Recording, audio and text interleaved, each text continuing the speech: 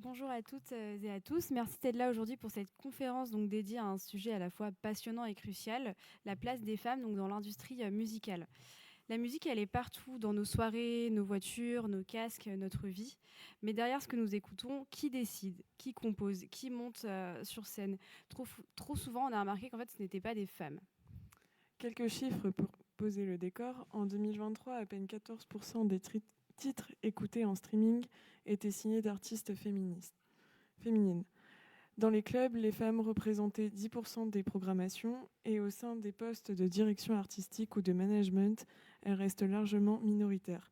À cela s'ajoutent des écarts de salaire de 10 à 30%, une représentation biaisée dans les médias et des freins culturels encore très puissants. Et pourtant, les femmes font bouger les lignes. Elles créent, elles s'imposent, elles inventent de nouveaux modèles. Aujourd'hui, nous avons la chance de recevoir deux actrices de cette transformation. Donc, Britney Speed en visio, DJ nantaise, figure montante de la scène électro française d'aujourd'hui. Et également Laetitia Dagorn, donc fondatrice de Loca Music Records à Brest, productrice et entrepreneur qui construit une autre manière de faire vivre la musique. Donc ensemble, on va parler lutte, inspiration et surtout perspective. Donc qu'est-ce qui coince encore? Qu'est-ce qui avance? Et comment est-ce qu'on peut toutes et tous contribuer à l'industrie plus équitable? Donc je laisse la parole à Lénaïque pour commencer les questions. Alors, on va commencer avec une première question. Qu'est-ce qui vous a motivé toutes les deux à entrer dans l'industrie musicale? Qui veut commencer?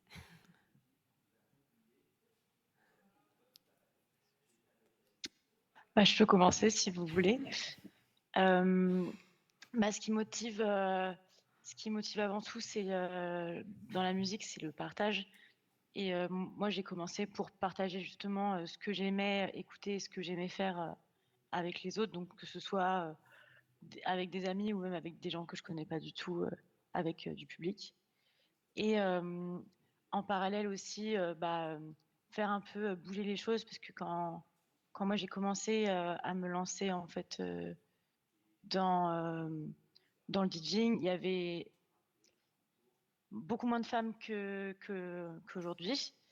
Et donc c'était pour être aussi en fait actrice du milieu dans lequel j'évoluais et pour pouvoir peut-être aussi à mon échelle faire bouger quelque chose. Et vous, Laetitia, du coup, qu'est-ce qui vous a motivé à rentrer dans cette industrie? Moi, c'était un peu la même chose, hein. J'ai commencé le rap avec une bande de potes et puis on allait freestyler, faire des open mic un peu partout. On rencontrait du monde, ça nous permettait de bouger, de s'ouvrir, de se challenger aussi. C'était une manière de se dépasser, comme certains peuvent avoir le sport. Et puis après, quand on a commencé à se structurer en association et à vouloir faire des choses un peu plus sérieuses, c'était l'envie de partager, de se dire que ce qu'on écrivait pouvait parler à d'autres. Et on avait aussi l'envie de délivrer un message positif et important pour la jeunesse, puisqu'on intervenait beaucoup dans les quartiers aussi via des ateliers de DJing ou d'écriture. Et donc, on finissait souvent par des concerts et ce point-là était important pour nous aussi de partager des émotions, de partager aussi notre passion et de permettre à certains de s'accrocher à quelque chose plutôt que de basculer aussi à un moment qui peut être charnière dans la vie. Okay. Et est-ce que vous pensez que vous auriez une carrière différente si vous aviez été un homme? Laetitia. Oui, c'est sûr. Parce que je pense que, notamment dans le hip-hop, dans le rap, c'est pas encore évident. Ça bouge, les lignes bougent et c'est beau à voir. Mais on n'est pas encore arrivé à une équité et je pense que ça a été compliqué.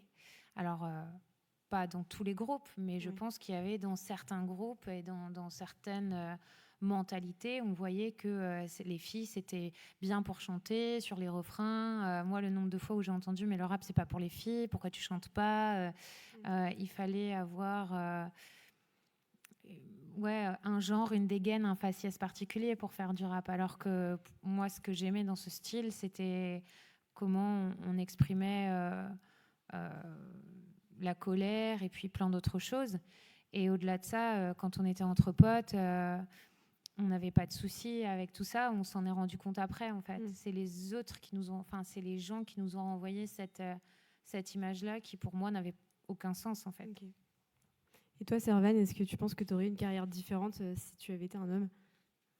Ah bah oui, forcément, en fait, c'est un peu pareil dans le milieu de la musique électronique, mais en fait, souvent dans l'imaginaire de certaines personnes, en fait, la femme, elle n'a pas sa place sur scène. La femme, elle est dans le public. Enfin, limite, ça va être une groupie et on voit pas, on voit pas la femme ailleurs que dans le public.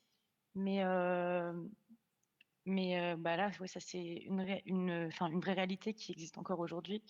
Donc oui, ça aurait été bien différent, je pense. Quand vous avez commencé, est-ce que vous avez rencontré des freins et des barrières? Et est-ce que il vous semble encore présent aujourd'hui dans votre carrière, dans votre parcours? Moi, au départ, non. On était entre potes, on était vraiment une bande.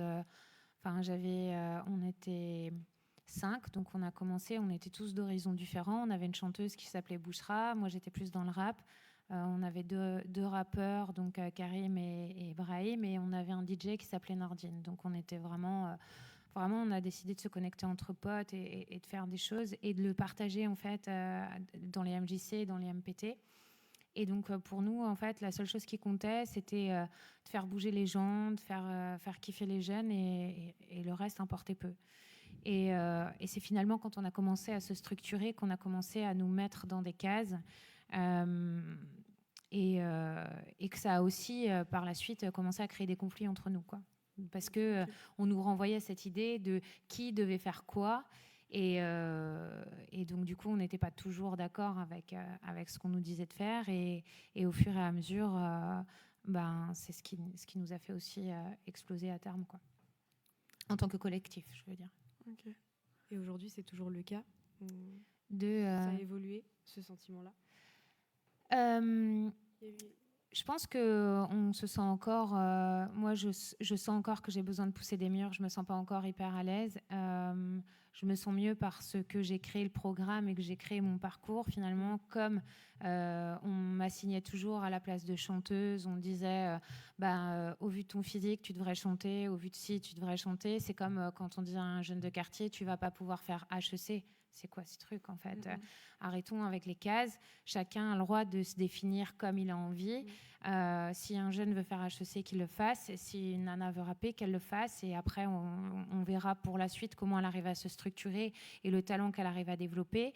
Mais les a priori et les préjugés d'entrée de jeu, c'est inutile, clairement, à tous les niveaux de la société, à part brider les gens, leur faire perdre confiance et faire des gens qui sont frustrés, alors qu'on pourrait avoir des passionnés dans certains domaines qui seraient carrément plus compétents des fois parce qu'ils en veulent. Arrêtons de mettre des cases de cette façon. Et donc moi, je les ai refusées. Et donc à 28 ans, j'ai monté mon entreprise pour pouvoir contrecarrer ça parce que j'en avais marre qu'on me dise ce que je devais être. Alors ça a été compliqué, hein. Ça l'est toujours un peu. Mais au final, je ne regrette pas du tout de l'avoir fait. Ok. Et toi, Servane, est-ce que tu as peut-être des freins à nous partager que tu as peut-être rencontrés sur ton parcours depuis que tu as commencé? Ouais. Excuse-moi.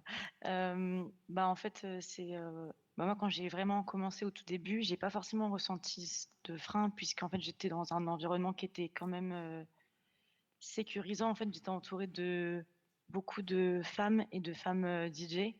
Et du coup, moi, j'ai pas ressenti ça tout de suite. Et en fait, c'est quand on est un peu plus propulsé sur des plus grosses scènes, où en fait, là, on n'est plus du tout dans l'univers où on était avant, où en fait, les gens, on les connaît pas, la plupart des gens, parce que la plupart des programmateurs, ça reste quand même beaucoup d'hommes. Et en fait, là, il y a eu pas mal, en fait, pas mal de petites choses qui, mises bout à bout, je pense, peuvent en décourager certaines. Et moi, il y a eu des fois aussi où je me sentais un peu découragée par rapport à ça, mais en fait, il faut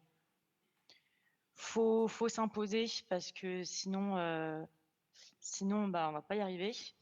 mais c'est des petits, enfin quand je dis des petites choses, c'est on va tout le temps en fait, on va être la seule femme du line-up ou on va être toujours la première, on va se tromper dans le style musical qu'on passe. En fait, c'est que des petites choses comme ça qui mises bout à bout sont assez énervantes en fait pour les artistes. Oui, enfin, du coup, je parle aussi parce que moi aussi je mixe et ce que tu veux dire, c'est le côté où on peut être booké parce qu'on est une femme et on n'écoute pas forcément ce qu'on fait.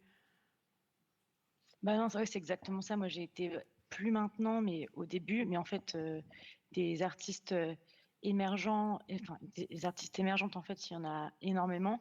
Et en fait, il y en a plein, ils sont bookés aux soirées. Personne ne sait ce qu'elles jouent, en fait. Personne ne sait ce qu'elles font parce qu'elles sont là pour un quota ou pour répondre à une demande, à une demande d'une femme sur un line-up, quoi. Ouais. Ok. Ok. Et donc là, on a mentionné pas mal de choses qui sont assez intéressantes. Donc que ce soit une forme de sexisme, en fait, que ce soit avec des réflexions, le rap, c'est pas pour les filles, un imaginaire qui est hyper masculinisé, et également le fait d'être booké juste pour remplir des quotas. Est-ce que il y a eu ce sexisme-là, mais est-ce qu'il y a aussi une forme d'exclusion du fait que vous soyez des femmes ou pas particulièrement? Moi, je l'ai connu. Oui. Et je me suis vue quand on faisait des concerts au départ, au moment où on a commencé à se structurer, nous dire, parce qu'on avait des morceaux, donc du coup à deux entre donc la chanteuse dont je parlais tout à l'heure et moi, de se voir dire, ok, vous montrez pas sur scène.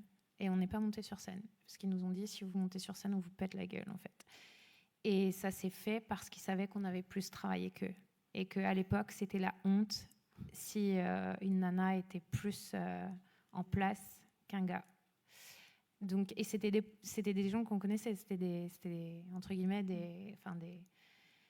des potes dans l'entourage artistique qu'on pouvait avoir. Et ça a été hyper violent. Parce que là, on a vu vraiment... Là c'est là que j'ai pris ma première claque, moi, de me dire, OK, en fait, c'est pas fair play. C'est pas... va falloir... je sais pas ce qu'il va falloir faire, mais en tout cas, je me rappelle d'être partie, mais de rage, d'avoir pleuré pendant toute la soirée, mais de colère, et de m'être dit, OK, ça va pas se passer comme ça. Et je pense que là, ça a été vraiment le déclic, en fait. C'est là que je me suis dit, OK, maintenant, ça va. J'arrête d'écouter ce que les gens me disent. Il a fallu qu'il y ait une grosse phase de down pour remonter après et de me dire, OK, qu'est-ce qui est en mon pouvoir? Comment je peux agir pour pas me laisser enfermer ou limiter par des gens, en fait, qui ont... Enfin, ils n'ont pas à avoir ce pouvoir sur moi. Si j'ai envie de m'exprimer, j'ai le droit de m'exprimer, en fait. Ok, donc au-delà d'avoir fait déjà plus de travail que les autres pour en arriver là, il faut encore continuer à prouver en fait ce qu'on peut être capable de faire. En tout cas, moi, dans mon cas, c'était ça, en tout cas. C'est terrible. C'était violent. Et toi, Servane? Alors, moi, j'ai une expérience aussi une fois où, en fait, lors d'une soirée, c'était mon tour, c'était mon tour de mixer, quoi. Et donc, quand vous êtes dans les loges, en fait, vous avez des bracelets qui montrent que vous êtes artiste, qui vous permettent de circuler dans le club un peu comme vous voulez, et notamment aussi d'accéder à la scène, en fait.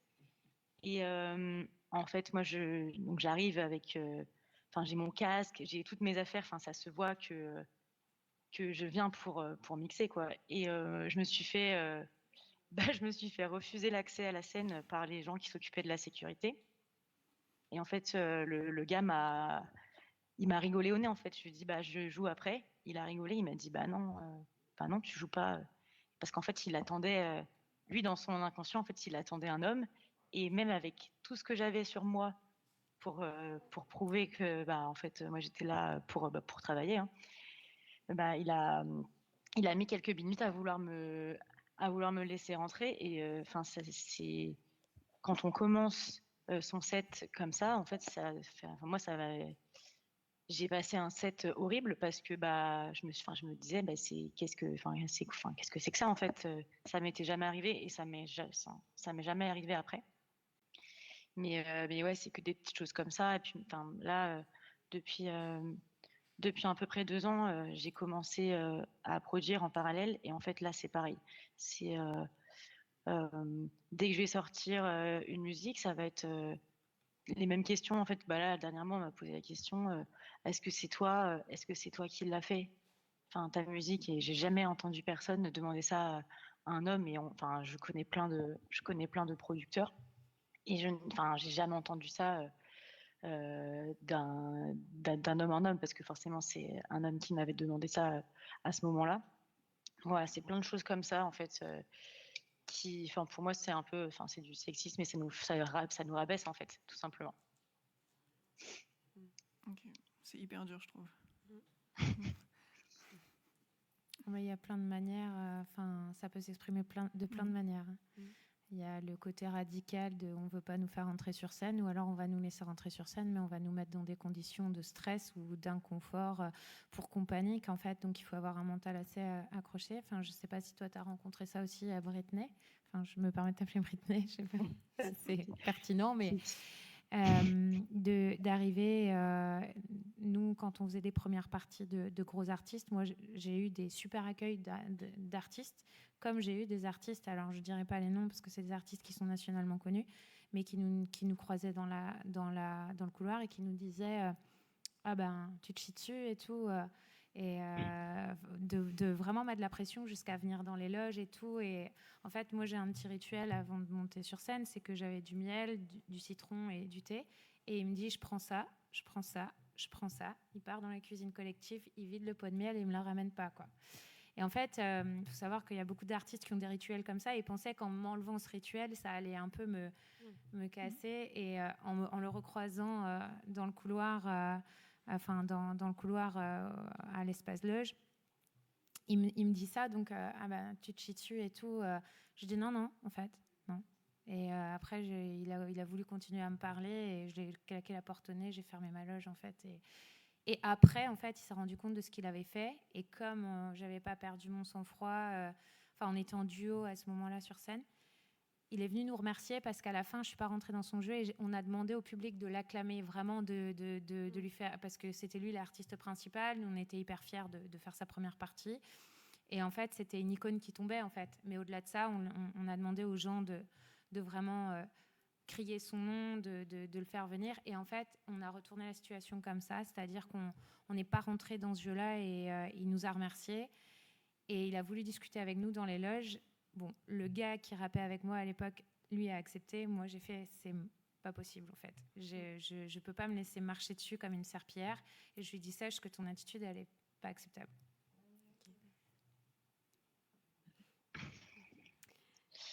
C'est dur. Oui.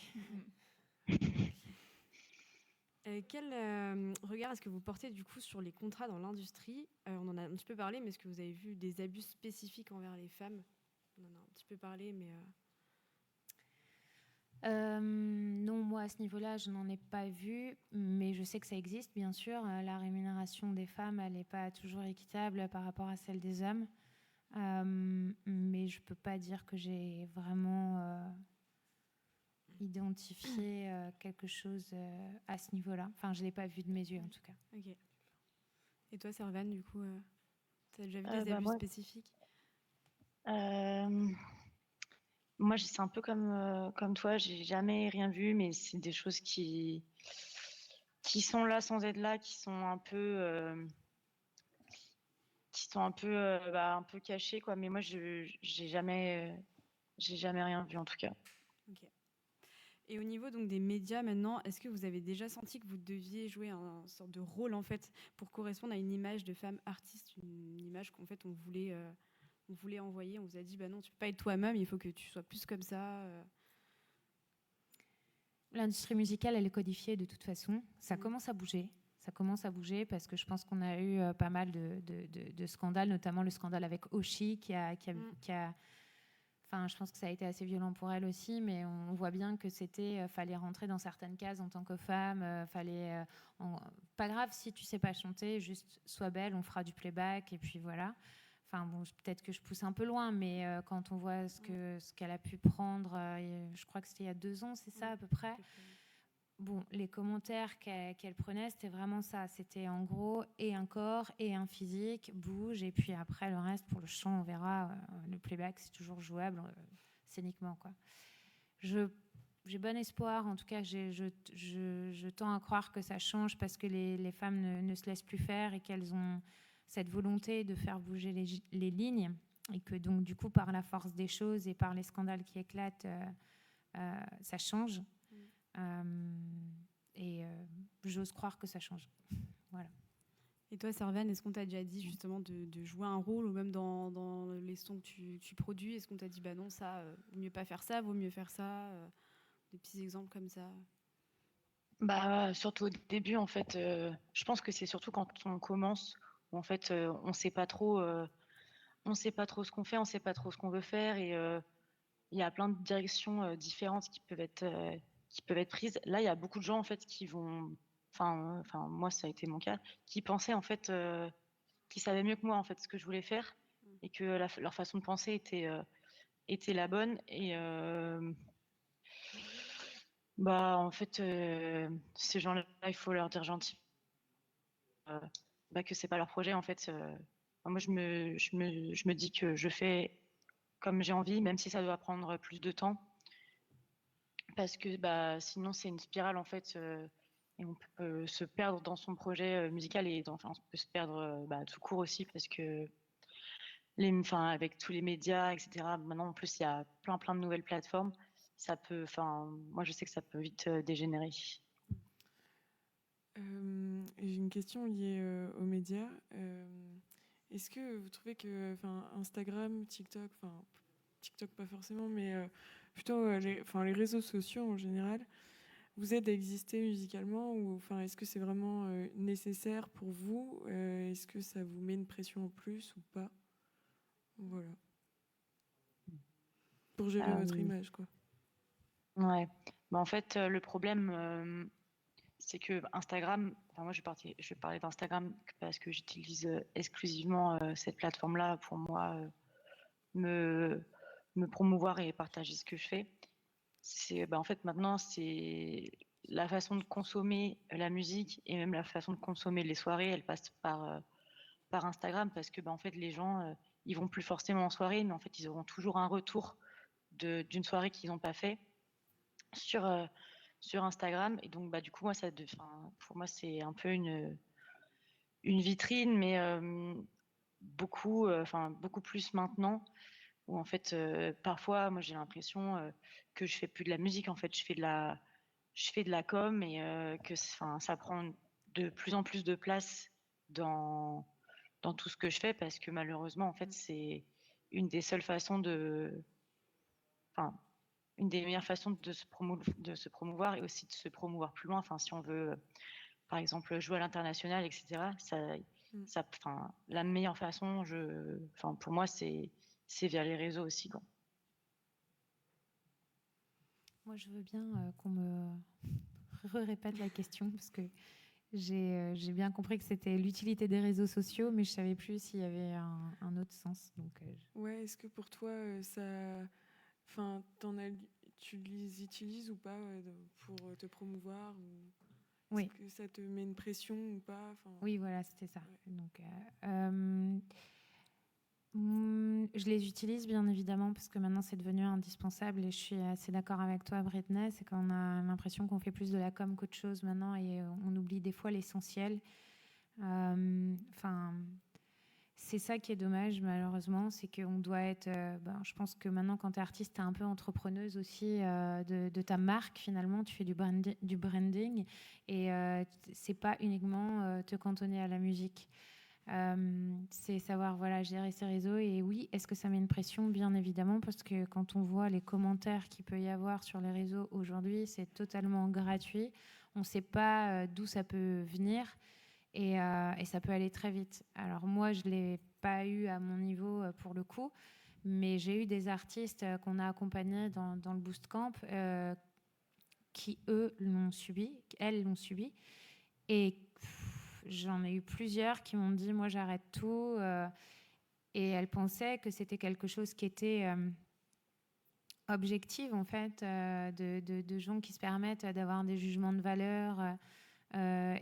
Et donc, du coup, on a, au fur et à mesure des années, créé un module sur comment gérer, en fait, le harcèlement numérique et aussi comment un peu se dissocier de son personnage de scène pour ne pas avoir à le prendre humainement et directement, dans le sens où c'est votre travail, c'est pas votre personne, et ils vous connaissent à travers Instagram. Et certes, l'artistique fait partie de nous, mais c'est aussi une portion de nous, parce qu'on ne peut pas tout dire sur Internet, on ne peut pas tout exprimer de notre vie, et heureusement. Et moi, j'encourage en général les artistes à dire, OK, donc, donc dis-moi qui est, par exemple, Enora, et dis-moi qui va être, je sais pas moi, je prends un nom d'artiste au pif, Sheila, par exemple, qu'est-ce qui fait l'humain, qu'est-ce qui fait l'artiste. Donc c'est pour eux, évidemment, la frontière entre les deux, mais c'est aussi une manière un peu de se protéger, de mettre une sorte de filtre pour que on se dise, OK, ça c'est moi, et cette partie-là, je la préserve et je la communique pas forcément au public, ce qui fait qu'on a un peu de distance. Mais c'est fragile, hein. Donc oui, les réseaux mettent une pression, mais sont indispensables. Ouais. Ok, et on va changer un peu de registre, on va passer un petit peu dans quelque chose de un peu plus positif. Ouais. Est-ce qu'il y a des réseaux ou des aides spécifiques pour accompagner les femmes dans le secteur musical? Est-ce que vous, l'une ou l'autre, est-ce que vous avez bénéficié du soutien d'autres femmes dans votre parcours quand vous vous êtes construite en tant qu'artiste, en tant qu'entrepreneur? Comme vous voulez. Je ne sais pas si tu veux commencer, Britney? Non, vas-y, je t'en prie. Ok. Oui, alors il existe des réseaux, bien évidemment. Moi, en tant qu'entrepreneuse, j'ai fait partie de l'incubateur et de l'accompagnement Led by Her, en fait, où on était mentoré par des chefs d'entreprise qui n'étaient pas forcément dans l'industrie musicale, mais ça existe aussi au niveau musical avec le MEWEM ou des programmes, en fait, d'accompagnement pour les artistes. Et donc moi, j'ai dû le suivre en 2019-2020. Un peu avant le Covid. Et au moment du Covid, c'est ce qui m'a fait créer le Boost Camp Women Want to Be Heard, du coup, pour encourager en fait le collectif à se booster et à aller plus loin et à échanger dans sa pratique, être un peu ressource. Et donc, on est à la 4e année cette année, et chaque année, on a commencé avec 5 artistes, et chaque année, il y en a de plus en plus. Et donc, on en a accueilli 13 cette année, et on s'est dit que pour l'année prochaine, on allait limiter à moins, parce qu'on voulait accueillir tout le monde, mais il faut aussi qu'on puisse être disponible pour tout le monde. Donc, on a tiré une leçon cette année d'ouvrir, mais on doit garder des places limitées. Donc oui, j'ai bénéficié de programmes, et j'en fais moi-même, du coup, pour le coup. Ok, c'est génial. Et du coup, de ton côté? Moi, de mon côté, un peu pareil. Moi, j'ai eu beaucoup de soutien de beaucoup de femmes de mon entourage que je connaissais. Et après, actuellement, en fait, des femmes artistes qui sont pareilles, qui sont DJ comme moi. Et on se soutient vachement entre nous. Je sais que sur les réseaux, en fait, il y a beaucoup de comment dire. En fait, on se soutient dès que, souvent, quand quelqu'un sort, quand il y en a une qui sort une musique, tout le monde va, on va tous se soutenir, que ce soit par des repartages, parce que du coup, c'est hyper important quand on sort un nouveau projet, que ce soit soutenu. Et moi, j'ai eu beaucoup de soutien de la part d'autres femmes. Et en parallèle, je sais que dans le secteur électronique et musical, il y a beaucoup de choses qui sont mises en place. Notamment, il y a un collectif qui s'appelle le Very Disco, et en fait, ils apprennent aux femmes à mixer, mais que entre femmes, en fait, ils font venir des artistes, et ça met dans une ambiance super, en fait, pour commencer à apprendre quelque chose. Donc ça, c'est vraiment cool. Et en parallèle aussi, il y a une autre plateforme qui est vraiment super, qui s'appelle Connecteur. Et en fait, c'est un site internet qui va recenser tous les profils en fait, donc féminins. Et ça, en fait, il les classe par style, il les classe par ville. Et en fait, ça donne, en fait, ça va vraiment créer un réseau, un réseau de femmes quoi, qui évoluent dans le même sens. Donc ça, c'est vraiment cool. Ok.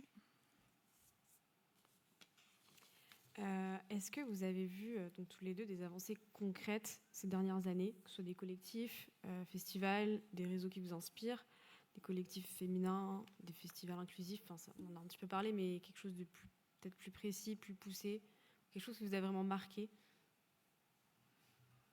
Je pense que nous, ces dernières années, on a pu observer quand même qu'il y avait de plus en plus de rappeuses, de par les programmes qui existent et les tremplins, que ce soit rappeuses en liberté, rappeuses.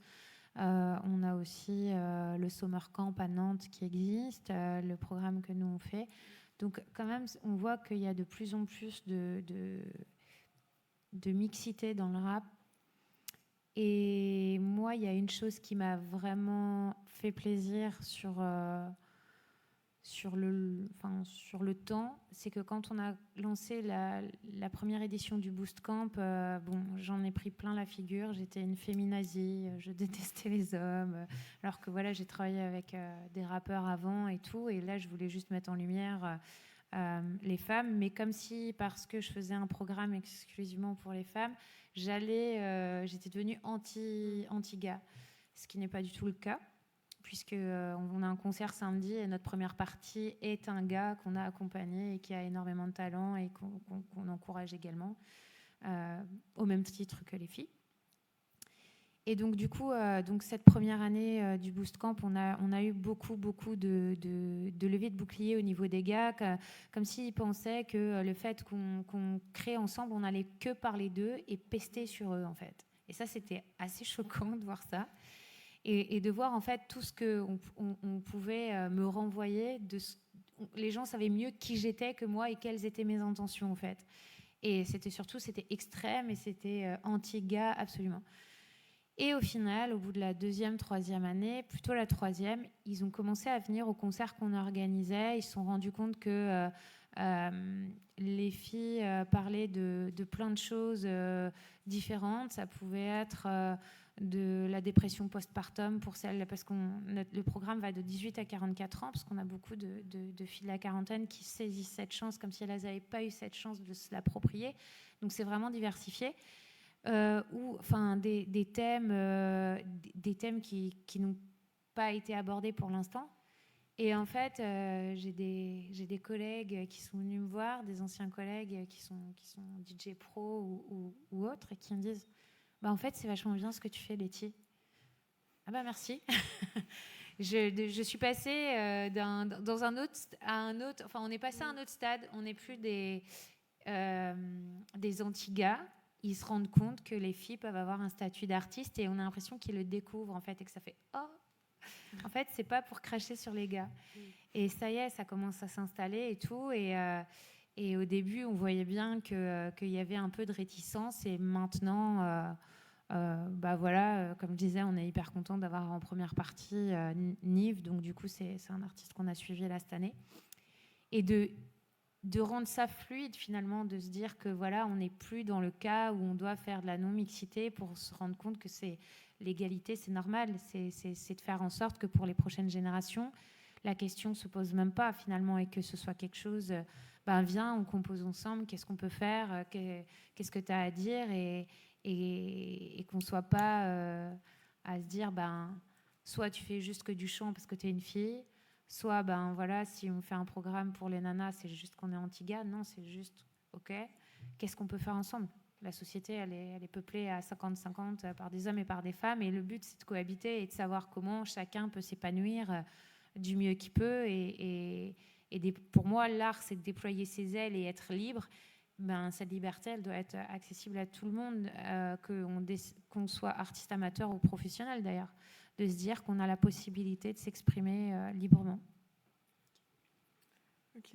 Et que les artistes femmes ou collectifs labels, vous inspirent aujourd'hui musicalement par leur engagement et pourquoi? Je vais te laisser répondre, Britney, vu que j'ai répondu à la précédente. Ouais, pas de souci. En fait, moi, du coup, j'ai un peu répondu à la question, là, il y a 2 questions. J'ai un peu répondu aussi, à celle-ci. Mais, oui, il y a vachement plus, en fait, là, il y a vachement plus de femmes qui commencent, à produire. Donc ça, c'est hyper inspirant, en fait, de pouvoir s'entourer de personnes, qui font la même chose que nous et qui vont dans le même sens que nous.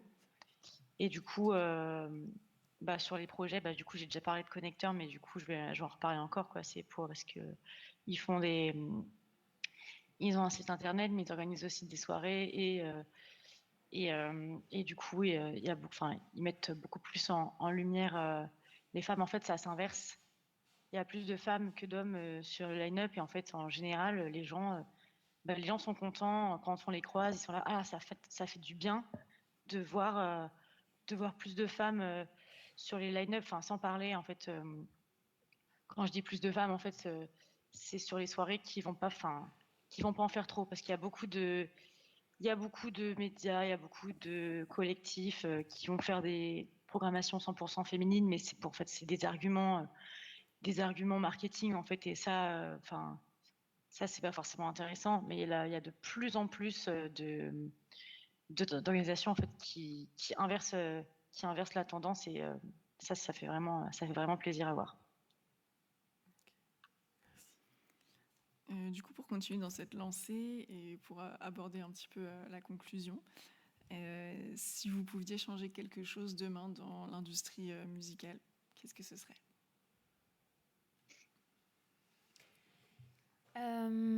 Qu'est-ce que je pourrais changer? Je sais pas, quand on voit l'affaire P. Diddy aujourd'hui, actuellement, et qu'on voit que les verrous sautent que maintenant, et qu'il y en a plein qui se taisent encore. Je pense qu'on ne sait pas encore le quart des choses. Qu'est-ce que... Surprotection un peu des artistes. Si je pouvais changer les choses, ce serait de se dire que plus jamais ce genre de choses n'est à se produire et qu'une femme en tant qu'artiste n'est à sentir qu'elle doit faire ce genre de choses pour y parvenir. Artiste, c'est du talent.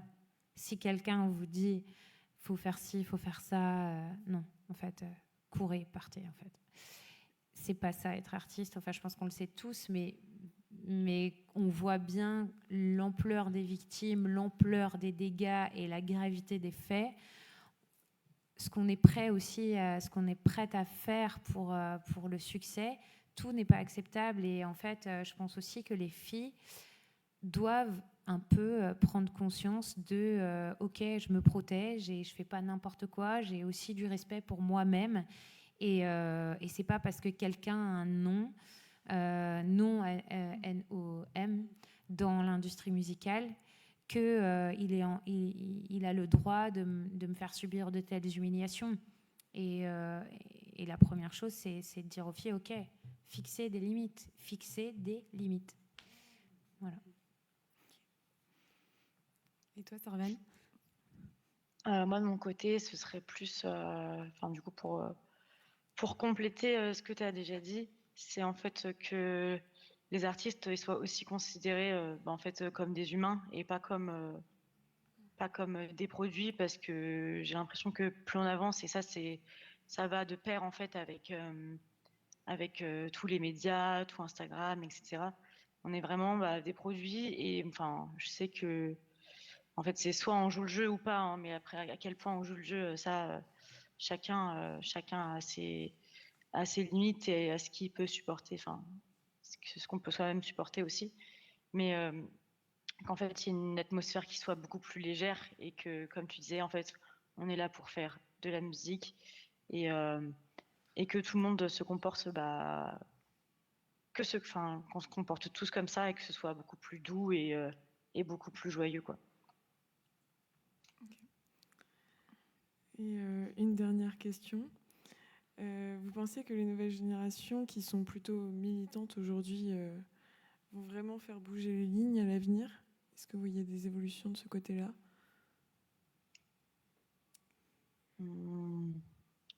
Bah, il y a un peu d'évolution. On avance quand même un peu, même si, enfin moi de mon côté, parfois j'ai l'impression que même si on avance, on recule quand même un peu à la fois. Mais dans tous les cas, je pense qu'on a quand même beaucoup de clés en main. Il y a beaucoup de choses qui se mettent de plus en plus en place. Et en fait, ben là, on est un peu, je pense, à un moment charnière aussi. Et en fait, c'est maintenant qu'il faut pas lâcher, qu'il faut continuer. En fait, le plus gros du travail, c'est de faire perdurer ça. Donc, moi, j'ai quand même bon espoir. Mais après, on fait partie de cette génération-là aussi. Donc, on est tous acteurs et actrices de ce milieu. Donc, il n'y a plus qu'à continuer, quoi.